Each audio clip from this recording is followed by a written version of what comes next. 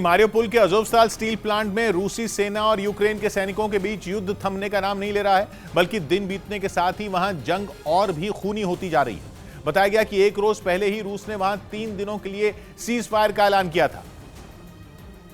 लेकिन अज़ोवस्ताल steel plant और उसके आसपास के इलाके के हालात देखकर ऐसा लगा ही नहीं कि वहां कुछ देर के लिए जंग थमी हो। गोलियों की तड़तड़ाहट, बमों के धमाके और वहां से उठता धुएं का गुबार ये बताने के लिए काफी है कि स्टील प्लांट के पास रूसी सेना और यूक्रेन के सैनिकों में कितनी भीषण जंग चल रही है।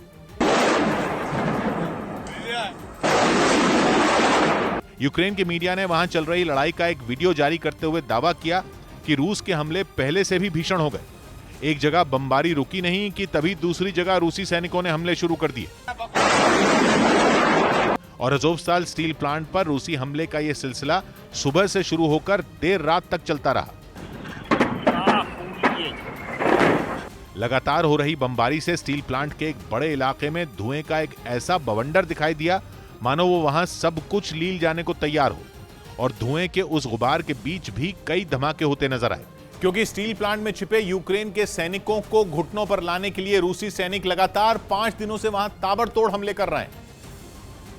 और उनके टैंक डरा देने वाली आवाज के साथ स्टील प्लांट के आसपास की सड़कों पर दौड़ते दिखाई दिए। यही नहीं, इस बात की जरा सी भी भनक लगते ही कि यूक्रेन के सैनिक किसी इलाके में छिपे हो सकते हैं, उन्होंने वहां गोलों की बरसात शुरू कर दी। अज़ोवस्ताल स्टील प्लांट में छिपकर लड़ रहे यूक्रेन के सैनिकों को झुकाने की बेसब्री ऐसी कि रूसी सेना के टैंक हमलों को रोक ही नहीं रहे। एक तरफ रूस ने टैंकों की मदद से अज़ोवस्ताल स्टील प्लांट पर जबरदस्त हमले बोले, तो वहीं दूसरी तरफ उसके हवाई हमलों ने भी मारियोपोल में बच गए लोगों को दहला दिया। स्टील प्लांट में छिपे हुए यूक्रेन के सैनिकों को बाहर लाने के लिए रूसी सेना ने वहां भीषण बमबारी की।